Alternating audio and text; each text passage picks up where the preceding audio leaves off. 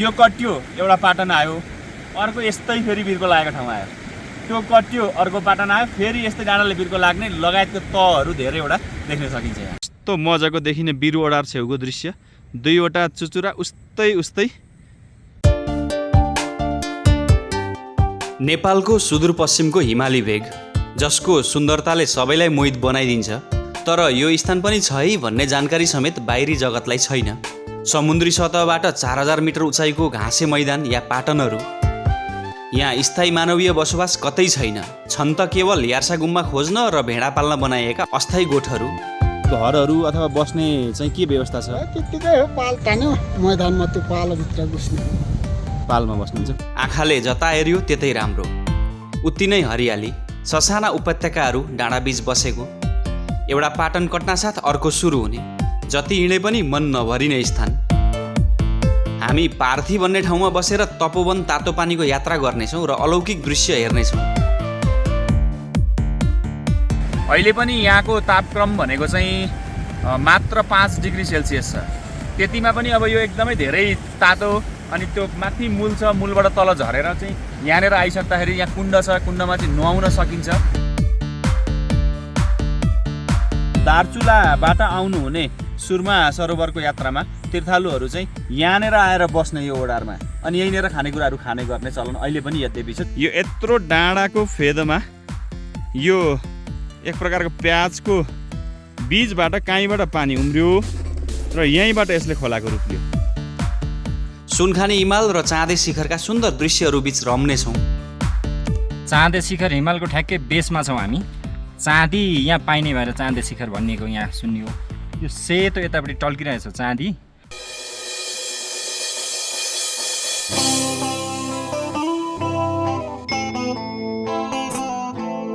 यो हो सुदूरपश्चिम बझाङ जिल्ला सदरमुकाम चैनपुर बजार। अत्तरियाबाट करिब 8-9 घन्टाको सवारी यात्रापछि हामी यहाँ आइपुग्यौँ। चैनपुरबाट एउटा गाडीमा सुरमा गाउँपालिका छिरियो। सुरमाको अल्का गाउँमा केही दिन बिताइयो। त्यहाँबाट 2 दिनको हिमाली अप्ठ्यारो यात्रा तय भयो। बीचका जलजला लगायतका सुन्दर स्थानहरू देख्न पाइयो।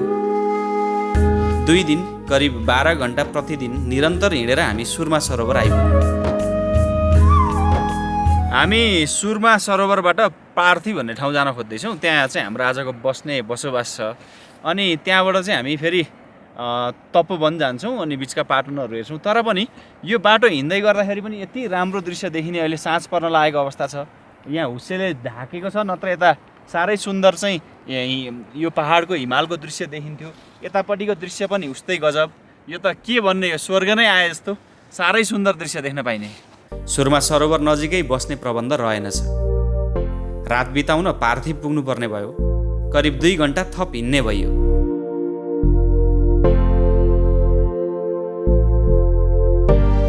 यो तल देखिएको गहिरो भागमा एउटा कुनै अस्थायी घर छ।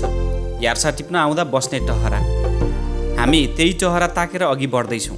रात पर्नु अघि त्यहाँ पुग्नु छ।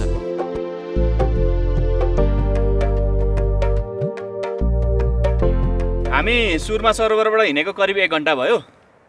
दाजु, हाम्रो वासस्थान कहाँ हो आजको? आजको यति हो, यो पार्थी भन्ने ठाउँ।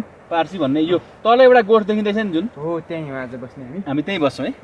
ए, अनि अर्को पनि गोठहरू धेरै छन् यहाँ। त्यो अब यो किरा टिप्नेहरू हुन्छ नि, यार्सा टिप्नेहरू। ए, किरा भनेको यार्सा गुम्बा टिप्नेहरू। ए, उनीहरूले बनाएको गोठमा आज हामी बस्दैछौँ आज। त्यहाँ व्यवस्थापन छ, यसो ओर्ने ओछ्याउने खाने ओर्ने त हामीले ल्याएछौँ होइन? हो, सबै व्यवस्था छ त्यहाँ। हजुर हजुर। आज त्यहीँ बसिन्छ होला। तल गहिराईमा निलो पाल लगाएको टहरा देखिँदैछ। 2 दिन हामी त्यहीँ बस्नेछौँ। यता पर पर्छ सुरमा सरोवर। हामी सुरमा सरोवर सिचोलेर अघि आइसक्यौँ। नरे सर, किन चाहिँ लडियो जुका लड्यो यस्तो ड्याङ्ग पार? थाकियो नि सर, हिँड्दा हिजोबाटको यात्रा हो। आज अझै पुगेको छैन, अझै लगभग आधा घन्टा हिँड्नै बाँकी छ। थाकिएन त नि? आज 13 घन्टा भइसक्यो हिँडेको। 13 घन्टाभन्दा बेसी नै भइसक्यो। बेसी भइसक्यो, बेसी। थाकिएन लगभग आफै भन्नु त।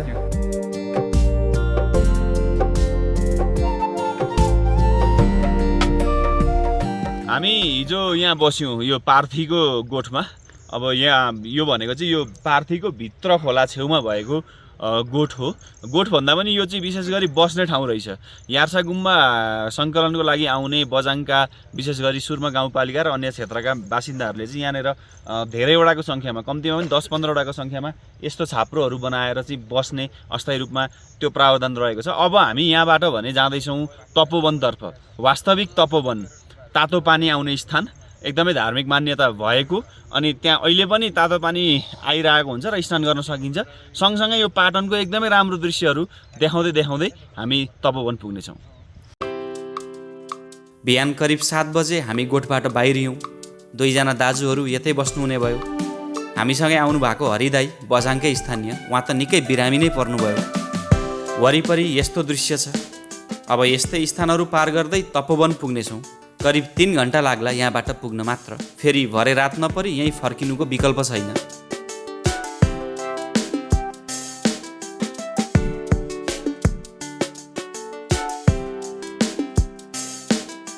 यो कस्तो ठाउँ हो मलाई चाहिँ भन्न आएन। कस्तो अनौठो, अपत्यारिलो। म यहाँ छु है भन्ने कुरामा पत्यार नलाग्ने। आँखाले हेर्दा जस्तो छ क्यामेराले एक छेउ पनि सुन्दरता खिच्न सक्दैन।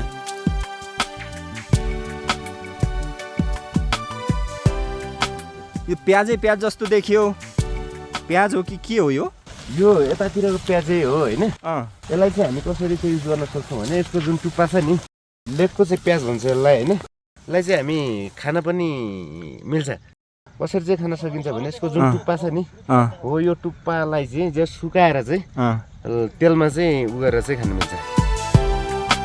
यो स्थान सुदूरपश्चिम बझाङ जिल्लाको सुर्मा गाउँपालिका अन्तर्गत पर्छ। यसलाई पार्थी भनिन्छ। यहाँ वरपर कतै स्थायी मानवीय बसोबास छैन।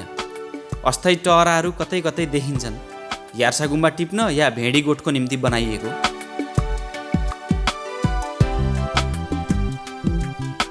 यस स्थानमा बझाङ र दार्चुलाबाट स्थानीयहरू जडीबुटी सङ्कलन गर्न आउँछन्। यहाँ प्राय दार्चुलावासीको भेडी गोठहरू रहेको छ। यहाँबाट नजिकको गाउँ दार्चुला या बझाङको करिब 2 दिनको पैदल दूरीमा पर्छ।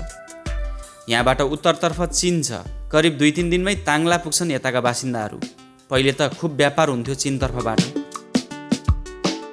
यो स्थानमा हालसम्म मोटर बाटो भने पुगेको छैन। स्थान त यति सुन्दर छ मैले धेर भन्नु नपर्ला, दृश्य आफै बोल्छ।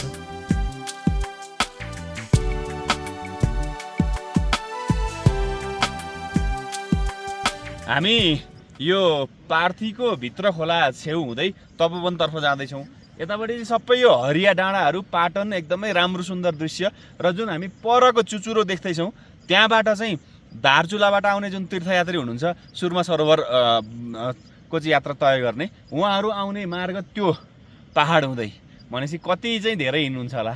हामीलाई त अब त्यहाँदेखि यहाँ आउनलाई 2 दिन लाग्यो, तर उहाँहरू चाहिँ 2 दिन पनि नलगाइकन त्यति धेरै टाढाबाट चाहिँ यहाँ आएर दर्शन गरेर फेरि वहीँ फर्किनुहुन्छ खाली खुट्टै।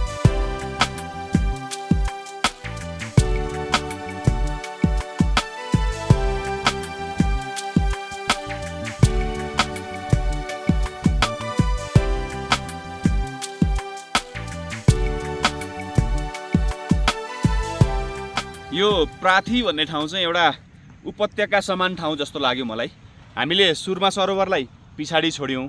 सुर्मा सरोवर कटेर करिब यो 3 घन्टाको बाटोमा छौँ अहिले हामी। अब यहाँबाट चाहिँ तपोवन जाने मार्ग यति सुन्दर, यति रमाइलो ठाउँ यो।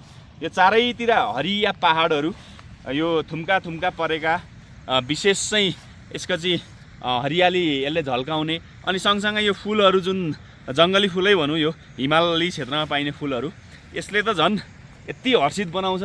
म कुन ठाउँमा छु, वास्तवमा यो ठाउँ चाहिँ सपना हो या विपना हो भन्ने कुरामै एकताल चाहिँ शङ्का बनाउने खालको ठाउँ चाहिँ पक्का पनि छ।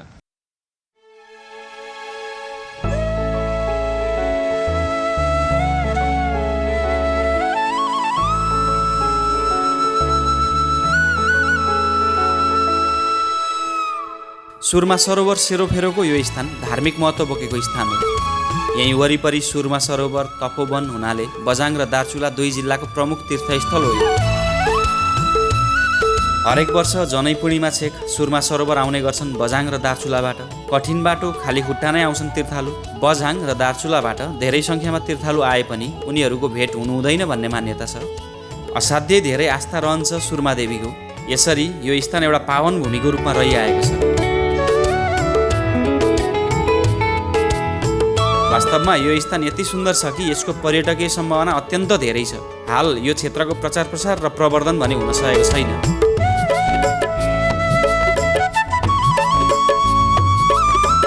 यो स्थान जति सुन्दर छ आउन त्यति नै अप्ठ्यारो पनि छ।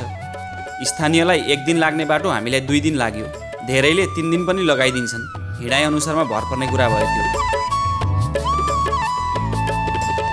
यस क्षेत्रमा खाने बस्ने राम्रो प्रबन्ध छैन।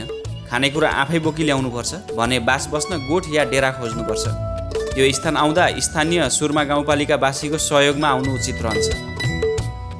हामी पनि एक्लै दुक्लै यहाँ आउन सम्भव रहने कुरा थिएन। सुरमा गाउँपालिका, मिसन सुरमा सरोवर, मिजासिला र सहयोगी सुरमाका स्थानीयहरूको सहयोगमा मात्र यहाँ आउन सफल भइयो। हामी एउटा धागो परेको डाँडा कटेर ओह्रालो झर्दैछौँ अर्को उपत्यकातर्फ। वरिपरि डाँडा, बिचमा अर्को पाटन। तल 2वटा खोला मिलेका छन्। ठुलो चौर छ छेउैमा।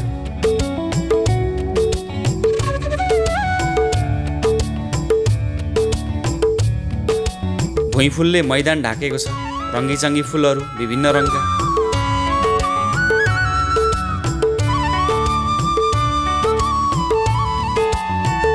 तल यस्तो देखियो।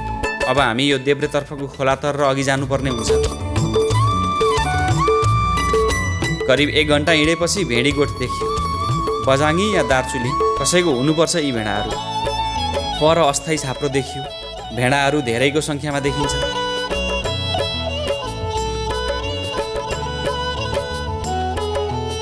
यी भेडाहरू अगाए सायद कति खानु घाँस जताततै पाइने।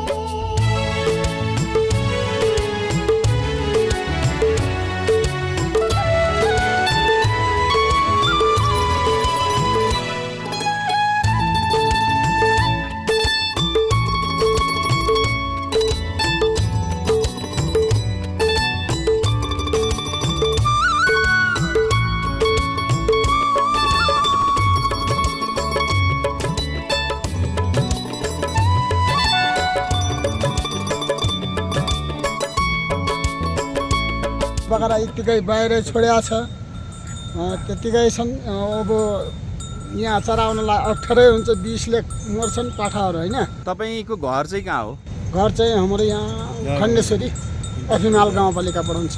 ए भनेपछि दार्चुला हो। दार्चुला हो। ए दार्चुलाबाट बझाङमा आउनु भएको छ भेडा चराउँदै। कति वर्ष भयो यसरी भेडा पालन गर्नुभएको? भेडा पालन त अगाडिबट्टि हो हाम्रो। भनेको बुवा बाजेको पेसा यही हो कि के हो? यही हो। यो पेसा यही हो। बुवा दिन पनि यही हो। अझ छोरा दिन पनि यही छ। कति दिन लाग्छ तपाईँको घरदेखि यहाँ भेडा लिएर आउन? म लागन छ यहाँ 3 दिन। 3 दिन लाग्छ। हिँड्यो भने 3 दिन। घरहरू अथवा बस्ने चाहिँ के व्यवस्था छ? त्यत्तिकै हो। पाल तान्यो मैदानमा त्यो पालभित्र घुस्ने हो। पालमा बस्नुहुन्छ। कुन हो तपाईँको घर अहिले बस्ने? हाम्रो घर त्यो पारी छ नि त्यो। त्यो हो। त्यो त ओडारमा बनिएछ त। ओडारमा नआए त्यो पाल तानिएको छ त्यो। ढुङ्गाको फेदमा बनाएको छ। दुःख त सत्य दुःख हो। गाड गङ्गा तद्दु बढाउँछ झ्याउ हुन्छ। मराइ हुन्छ गाड गङ्गाले। रमाइलो त रमाइलो छ। उहाँ बिदो भ्या त रमाइलो हुन्छ। उहाँ ठिक ठिकै जान्छ। तर के गर्ने यहाँ नबस्नु हुने बाध्यताले बस्नु परेको छ। हामी खोलातर र अघि बढ्यौँ तपोवनतर्फ। यही खोलालाई 5-6 पटक तर्नुपर्ने रहेछ त्यहाँ पुग्न। कहिले खोलावारी त कहिले पारी हुँदै।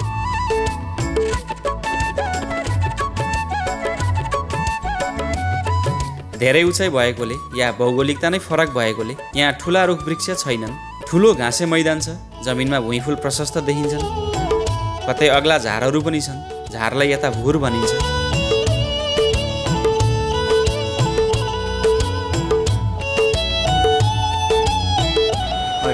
यस्तो ठाउँबाट हिँड्नुपर्छ न रे सर। एक मान्छे छ त यो घाँस त।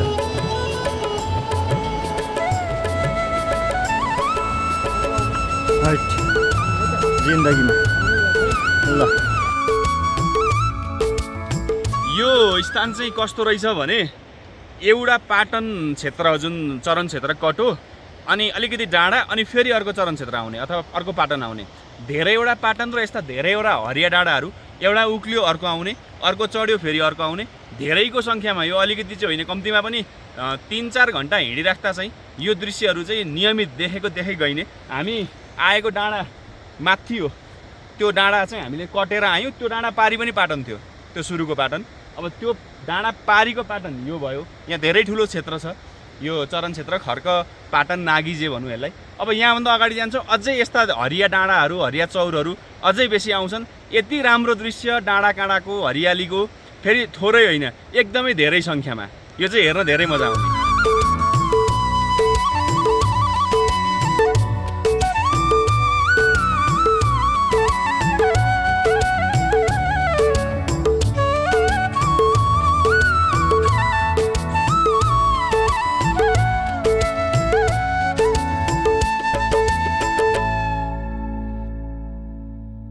चार पाँचवटा पाटन कटेर आयौँ होइन। फेरि अझ हामीले यता पाटन कटेरलाई फेरि यतापट्टि 4-5वटा 10-15वटा पाटनहरू छ, त्यसो हिँड्नलाई हामी 3-4 घन्टा हिँड्नुपर्छ। फेरि यतापट्टि रमाइलो ठाउँहरू छ, त्यस धेरै धेरै ठुलो पाटनहरू छ। त्यहाँ एउटा पाटनबाट अर्को पाटन जानलाई 10-15 मिनट लाग्छ। वरिपरिबाट डाँडाहरूले घेरेको सानो उपत्यका रूपी स्थान करिब 4000 मिटर उचाइमा भएकाले 10 महिना यहाँ हिउँले ढाक्छ। त्यो बखत यहाँ बस्न कष्टकर हुन्छ र भेडी गोठहरू तल सर्छन्। मात्र 2-3 महिना यहाँ गोठहरू बस्ने गर्छन्। यही डाँडापारी धनसिरी हिमाल छ, तर आज बादल लागेर हिमालको दृश्य चाहिँ देख्न पाइएन।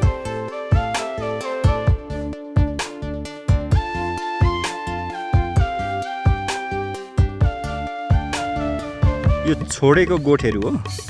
वैशाख लागेपछि जब भेडा फेरि यता ल्याउँछन् अरे र फेरि यसलाई मर्मत गरेर यहाँ बस्न थाल्नुहुन्छ। खर्क सारेपछि उठेका भेडी गोठहरू, भेडाहरू त बाहिरै बस्छन्, मानिस बस्नलाई चाहिँ यस्तो घरहरू बनाइन्छ।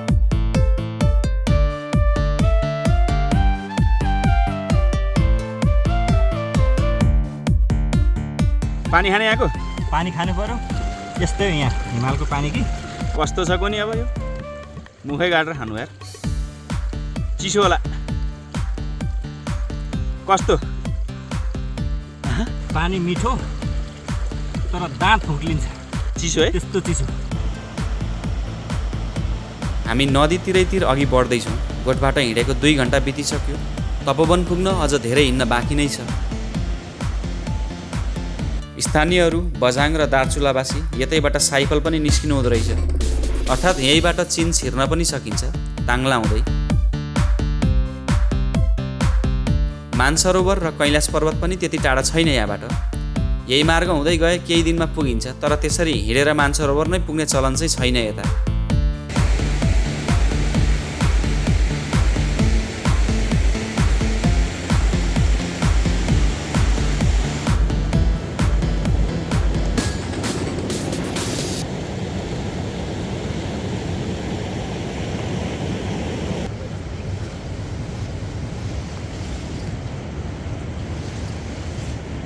घाँस त छाती छाती म जत्रै।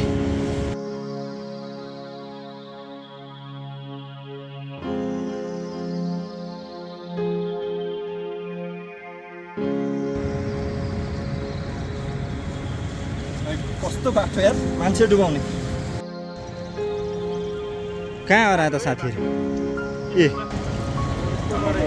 कति डुबाउने हो? मान्छे त देखिँदै देखिँदैन। फेरि त्यही खोला पार गर्नुपर्ने भयो। कहिले वारी त कहिले पारी हुँदै। जे होस् निकै रोचक हुँदैछ यात्रा।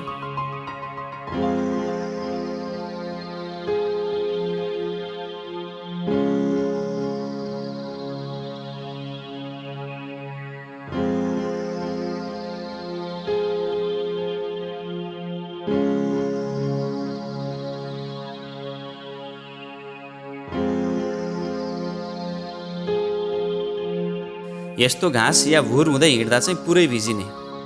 घाँसको पानीले कपडा लुत्रुकै भिज्ने, तर यो उचाइमा जुका चाहिँ नलाग्ने। प्राय घाँसे मैदान या पाटनमा हराउने डर हुन्छ।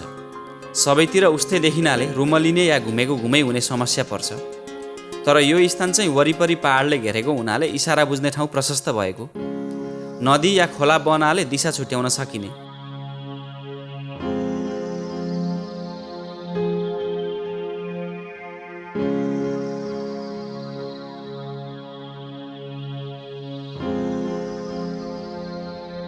यो स्थानमा खाने बस्ने सुविधा सुनिश्चित गरेर हप्तौँ घुम्न सकिने रहेछ। जति अघि बढ्यो त्यति पृथक र सुन्दर दृश्यहरू देख्न सकिने। म फेरि भन्छु, एक्लै दुक्लै चाहिँ यो ठाउँ हाल नआउनु होला। तलको सुर्माको गाउँबाट जानकारहरूको साथ लागेर आउनु उपयुक्त हुन्छ। गाउँबाट सहयोगी ल्याउन सकिन्छ निश्चित शुल्क तिरेर। उहाँहरूलाई यो स्थानको पूर्ण जानकारी हुन्छ। आउन केही कष्टकर भए पनि यो चाहिँ घुम्नै पर्ने स्थान पक्का पनि हो। हामी लगभग तपोवन तातोपानी आइपुग्न लाग्यौँ। अब करिब 3 घन्टा बिस्तारै हिँडेर पार्थीको वासस्थानबाट यहाँ आइपुग्यो। स्थान उस्तै छ, रङ्गीचङ्गी फुलहरू, हरियो चौर, विशाल घाँसे मैदान। यस्तो स्थानमा हुनुको अनुभव व्यक्त गर्नै सकिँदैन। कुनै तनाव हुँदैन मनमा, भएका चिन्ता सबै हराउँछ। मन्त्रमुग्ध भइन्छ प्रकृतिको सामिप्यतामा। मन यसै फुरुङ्ग हुन्छ, खेल्ने कुद्ने रमाउने निष्फिक्री भएर आफै आउँछ भित्रबाटै तरङ्ग।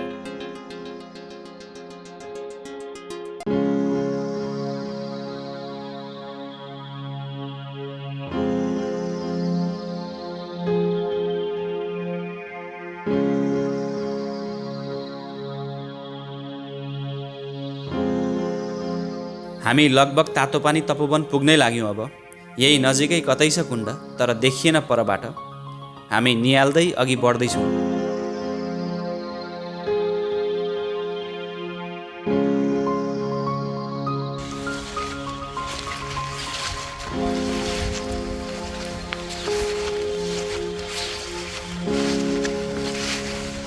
यही अगाडिको भागमा कतै हुनुपर्ने हो कुण्ड, तर देखिएन। यहाँ चाहिँ रहेछ कुण्ड। यही खोलाको देब्रेतर्फको कुण्ड हो तातोपानी। यस तपोवन तातोपानीमा नुहाउने योजना छ हाम्रो।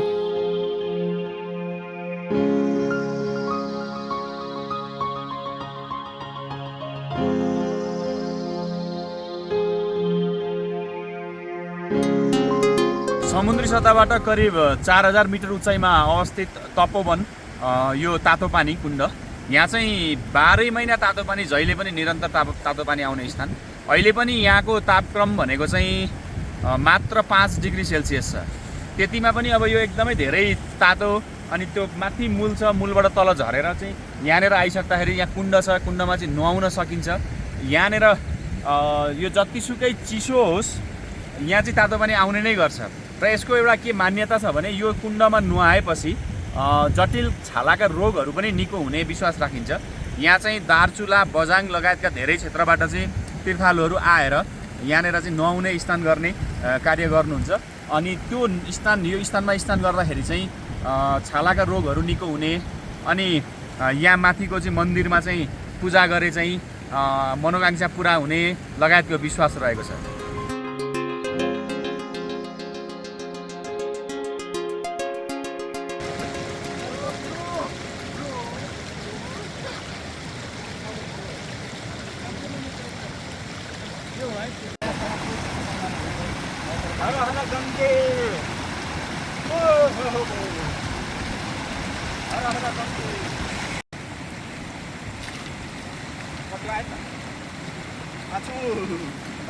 त्यो पानीमा नुहाउन्जेल तातो, यहाँ आएपछि जाडो। ठ्याक्कै 10 डिग्री छ नि कि 5 डिग्री हो। र नुहाउने कुण्ड चाहिँ यो हो, तातो पानी छ। यहाँ आउने तातो पानी चाहिँ माथि त्यो झरनाबाट आएको छ। त्यहाँ आउने तातो पानी चाहिँ लगभग 95-100 डिग्रीको हुन्छ अरे। पानी उमालेर चाउचाउ पकाएर खान पनि मिल्छ अरे, नउमाली। यता माथि तातोपानी मुहानबाट बाफसहितको पानी तल झर्दै आउँछ। तल कुण्डमा आइपुग्दा तापक्रम निकै घट्छ पानीको, नुहाउन सकिने गरी। छेउैको मन्दिरमा स्नानपछि पूजाआजा गर्ने चलन छ। तातो पानी माथि मुहानबाट कुण्डतर्फ झर्दै गरेको। यसले चाहिँ तातो पानीले होला सायद यो ढुङ्गाहरूमा चाहिँ एक प्रकारको लेउ जस्तो छ। अलिकति गन्ध आउने यसको। 10 महिना हिउँले छोप्ने यो ठाउँमा। अहिलेको मौसममा भने हिउँ छैन, माथिबाट बाफ आइरहेको देख्न सकिन्छ।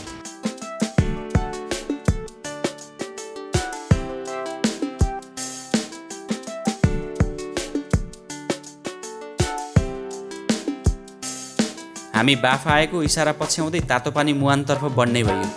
हामी यतैबाट फर्कन्छौँ पार्थी, अर्को बाटो हुँदै।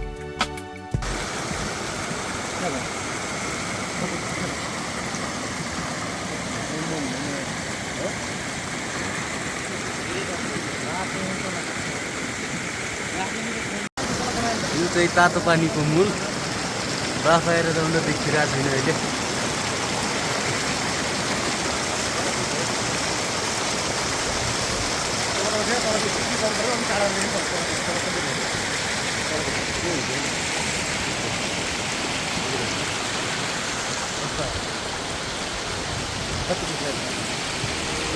हामी यतैबाट पार्थी फर्किँदैछौँ, बाटो आफै बनाउँदै हिँड्दै। केही माथि उक्लेपछि अर्को पाटन भेटियो, अझ ठुलो र व्यापक।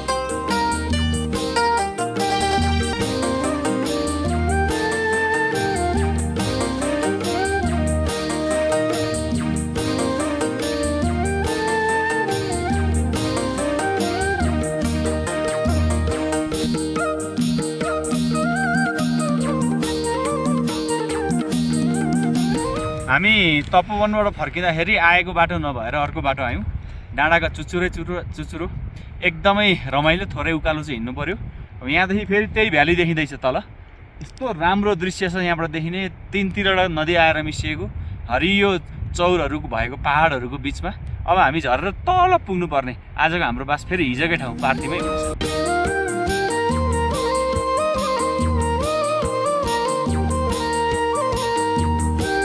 केही अघि बढेपछि तल खोला देखियो। अब हामी खोला झर्नेछौँ र त्यतैबाट पार्थी पुग्नेछौँ। हेर्दा त्यहीँ देखिन्छ तलको खोला, तर निकै हिँड्नुपर्ने हुन्छ त्यहाँ पुग्न पनि। बिस्तारै पहाड झर्दैछौँ हामी। यता बाटो या गोरेटो भने छैन, आफै बाटो बनायो अनि हिँड्यो, लड्दै पड्दै ओह्रालो झर्दै। वास्तवमा यहाँ हिँड्नलाई गोरेटो चाहिँदैन रहेछ पनि, बाटो त्यहीँ बन्छ जहाँ हिँडिन्छ। ओह्रालो हिँड्दा त्यति गलिँदैन, तर अप्ठ्यारो चाहिँ हुन्छ। खुट्टा काम्ने दुख्ने चाहिँ असाध्यै हुने, तर स्यास्या भएर चाहिँ गलिँदैन। यस्तो ठाउँ त हेर्दै हिँड्दै गर्दा गलेको थाकेको महसुस नै हुँदैन।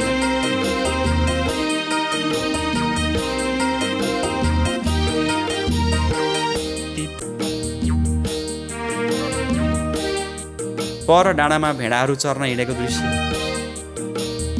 दार्चुलावासीका भेडा हुने, भेडालाई यता पाठा भनिन्छ प्राय।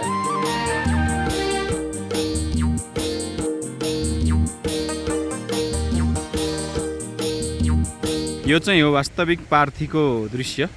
सानो ढिस्को अनि फेरि पाटन, फेरि अर्को ढिस्को पाटन, अनि अर्को फेरि ढिस्को अनि पाटन।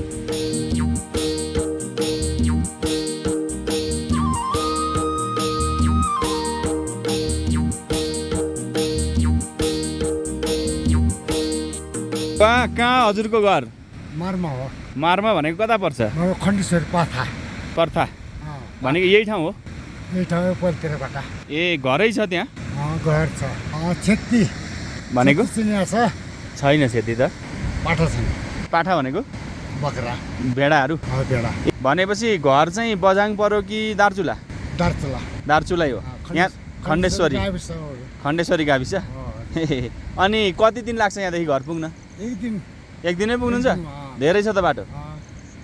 यही धुरो पल्लो धुरो काट्यो भने उहाँलाई ए अझै यो पछाडिको पाहाड गर्दा नि गाउँ छ? गाउँ छ। ए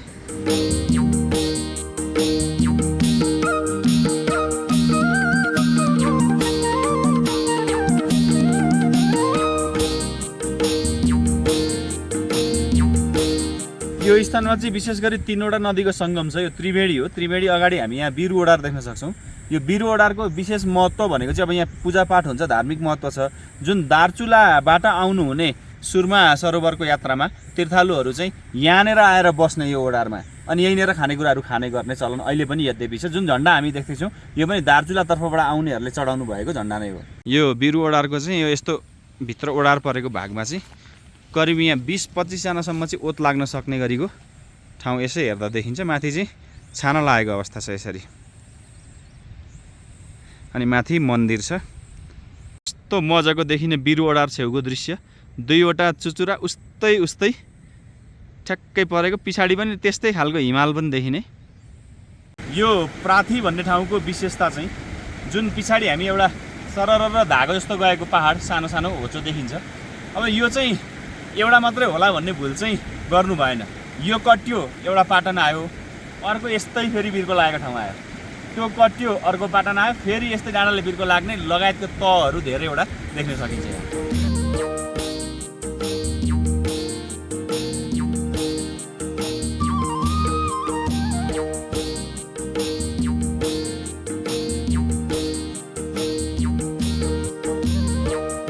सुरमा सरोवर क्षेत्रमा चाहिँ प्राय यति धेरै ठाउँहरू छन् कि जस्तै तपोवन भयो, धानसिरी भयो, अनि पार्थी भयो, चुपीकुण्ड भयो होइन, अनि भित्र खोला भयो, नौडाँडे भयो, धेरै नै ठाउँहरू छन्। यस्ता एउटै आकारका ठाउँहरू धेरै नै छन्। तर हामी चाहिँ सुरमा सरोवर छिरेर चाहिँ आज बल्ल यता पार्थी भन्ने ठाउँमा छौँ। हामी पार्थी भन्ने ठाउँमा मात्रै घुमिरहेका छौँ होइन, तर यस्ता धेरै नै ठाउँहरू छन्। जस्तै निलकुटी भयो, अरू धेरै यस्ता धेरै नै ठाउँहरू छन् कि यो चाहिँ धेरै फैलिएको क्षेत्र हो। यो चाहिँ यताबाट बगेर गएको एउटा ठुलो पानीको मूल देख्न सकिन्छ। लगभग अलि तल गएर यसले खोलाकै आकार लिन्छ। यो यसरी पानी गएको छ यहाँनिर। यहाँ हेरौँ है, यहाँबाट पानी आएको छ, यहाँसम्म पानी ठिक छ, ओल्लो पनि छ, पल्लो पनि छ। अब यहाँदेखि उता पानी नै छैन। अर्थात् यो यत्रो डाँडाको फेदमा यो एक प्रकारको प्याजको बीजबाट काहीँबाट पानी उम्रियो र यहीँबाट यसले खोलाको रूप लियो। यस्तो पानीको मूल त सर पहाड यो हाम्रो हिमालमा चाहिँ जताततै छ। यता हेऱ्यो यता देखिन्छ, उता हेऱ्यो उता देखिन्छ भनेपछि प्रत्येक पाइला पछि नै देखिन्छ कि यस्तो मूल। जस्तो यो त अब कहीँ छैन नि, यो त यहीँको यहीँ उत्पत्ति भएको छ नि त, यो होइन? यो चाहिँ यहाँको यहीँ उत्पत्ति भएको, यहीँनिरबाट मात्रै आएको छ। म कसरी देखाउन प्रयास गरौँ भन्दाखेरि यो मात्रै होइन, फेरि यतापट्टिको पनि पानीको मूल चाहिँ यहीँनिरबाट सुरु भएको। यहाँदेखि उता कतै छैन, कतै सुरुङ मार्गबाट पानी छोड्दै जस्तो लाग्ने होइन। अघि जुन मैले तल बिर्को लागेको पहाड भनेर नाम दिएको थिएँ, त्यस्तै अर्को बिर्को लागेको पहाड अगाडि चाहिँ पाटन छ। अब यो पहाडदेखि उतापट्टि फेरि अर्को ठुलो पाटन छ। अब यस्ता कैयन पहाडहरू यहाँ अवस्थित छन्। राति ठुलो पानी पर्यो। अघिको दार्चुलाको भेडी गोठवाला दाजु हामीलाई खोज्दै यहीँ आइपुग्नु भएछ। हामी यो डेरामा बस्दा बस्दै पानी पर्यो, काटे बाटो हिँडी आउँछ कुमैया लस्करी, हम छोडी धनगढीतिर जाने हो कसरी। आज बिहान हाम्रो फिर्ती सवारी। आज दिनभरमा गाउँ पुग्नै पर्छ जसरी भए पनि। भेट्यो खोतल र पनि निकाल्नु पर्ने छ है। पाँचौँले यसरी निस्किँदैछ यहाँ।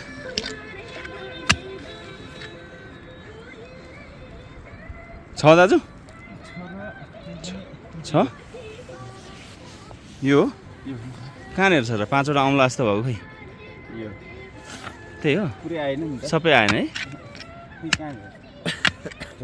पाँचौँले पुसपास पारेर खाइँदैछ।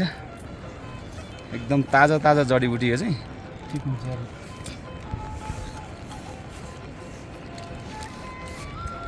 गुलियो है स्वाद पनि। ओलेर खाँदा झन् राम्रो हुन्छ त्यो। सुकाएर खाने हो, ओलेर पोलेर नि। फर्कँदा फेरि पानीले भेट्यो। अति चिसो हुने यताको पानी। हामी फेरि यस्तै ढुङ्गेन बाटो भएर सुरमा सरोवर छेउ आइपुग्यौँ। पार्थीबाट यहाँ आइपुग्न नै 2 घन्टा बढी नै लाग्यो। आज फेरि 14 घन्टे हिँडाइ हुनेछ गाउँसम्मको।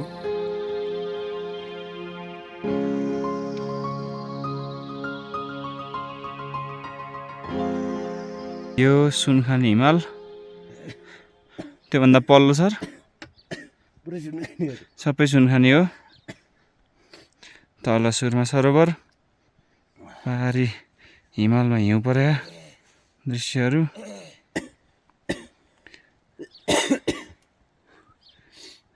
कागतीको खोलमा चना हालेर खाइँदैछ मजाले।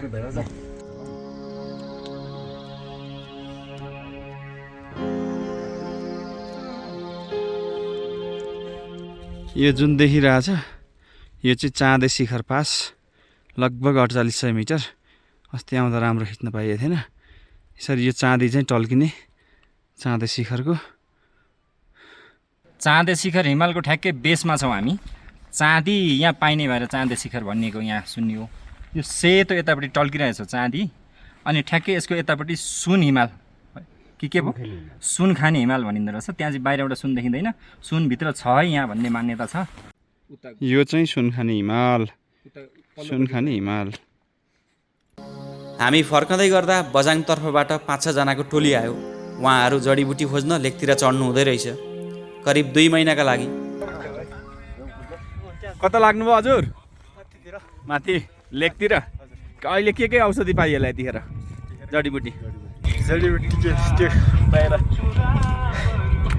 खिराङ्लो, कटुके त्यति। पाँचौँले पनि भेटिँदो रहेछ। हामीले 1-2वटा भेटेका थियौँ। कति दिन बस्नुहुन्छ अब उँभो? 1.5 महिना उतै बस्नुहुन्छ है? कहाँनिर छ गोठ अथवा बस्ने थला डेरा हजुरहरूको? बनाउनु पर्ला अब। बनाउने गर ए बनाउनु भएको छैन, अलरेडी छैन। 3 जना जानुभएको? 6 जना। ए अझै हुनुहुन्छ अरू? ए ए हुन्छ हुन्छ। ल बिस्तारो जानु होला, बाटो अप्ठ्यारो छ। बाटो अप्ठ्यारो छ त भन्यौँ, तर स्थानीयलाई यो पानीको पँधेरो हो, हामीलाई चाहिँ अप्ठ्यारो लाग्ने यस्तो छ बाटो। जाँदा जति कठिन परेको थियो आउँदा त्यस्तो लागेन।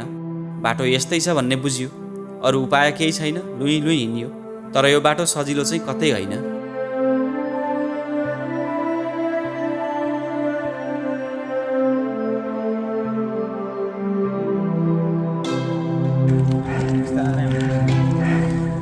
स्थानीयको ठुलो सहयोग रह्यो। हरिश बोरा दाजुले मलाई धेरै ठाउँमा हात पक्रेर ल्याउनु भयो, आँट दिनुभयो। जति पनि साथी गइएको थियो सबैले सहयोग गर्नुभयो।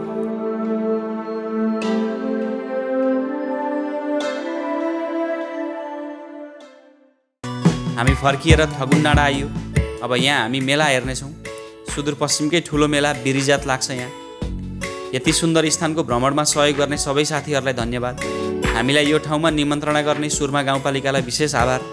नरेशजी, मिसन सुरमा सरोवर र सम्पूर्ण बझाङ सुरमावासीको आतिथ्यताप्रति कृतज्ञ हुँदै अर्को भिडियोमा भेट गर्नेछौँ। धन्यवाद, नमस्कार।